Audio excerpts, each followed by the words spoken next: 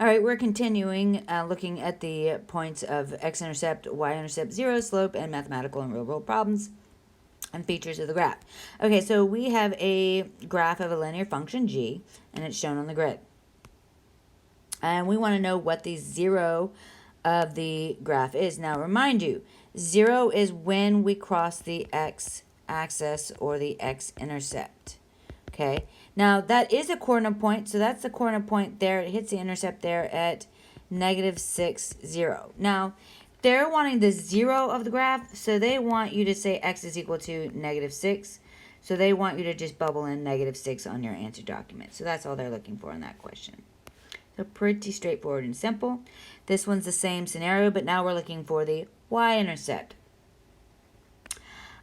This one might be a little tricky, but not really. It's halfway. You can go ahead and guesstimate.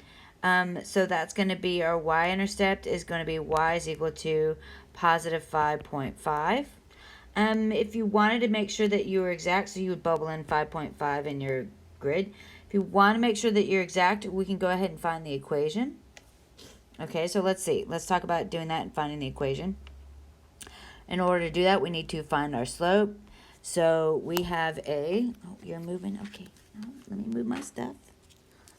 My cat's moving his bed. He wants attention, I guess.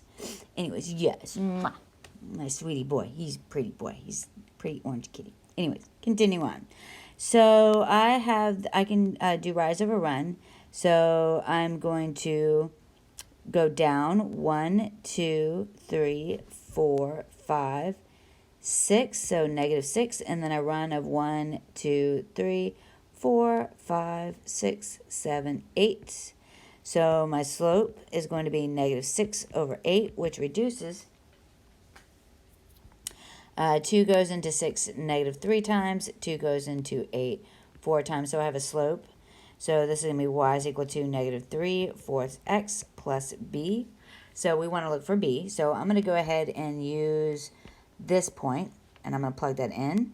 So I'm going to say 1 is equal to -3/4 times 6 plus b. Let's see.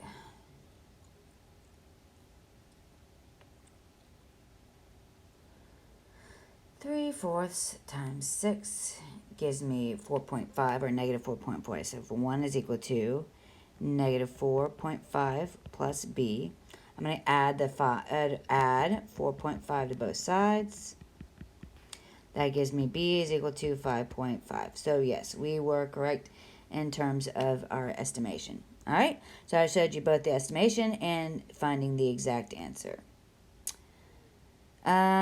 Which graph best represents the equation given to us? It's in standard form. The easiest one, because we have y-intercepts and all kinds of stuff, is to go ahead and put this in slope-intercept form. So in order for me to put this in slope-intercept form, I'm going to move the I'm going to isolate the y, so I'm going to move the 3x over. The inverse operations become positive. So that's going to become 5y is equal to 3x minus 15 divided by 5. That's going to become y is equal to 3/5 x minus 3. So I have a y-intercept of -3. So the only one that has, or the two that have a y-intercept of -3 are a and b. So that's going to eliminate c and d,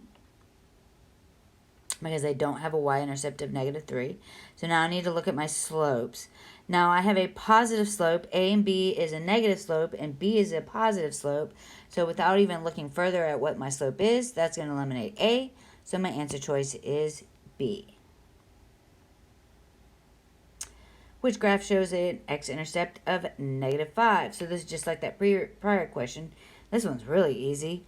Well, -5 is right there, so A is my answer choice. C does not have an x-intercept of -5. Neither does D, and neither does B. B has a y-intercept of -5. And the other ones have C and D. Neither one of those have a negative intercept. And I will do the next video in the next question in the next video. See you later.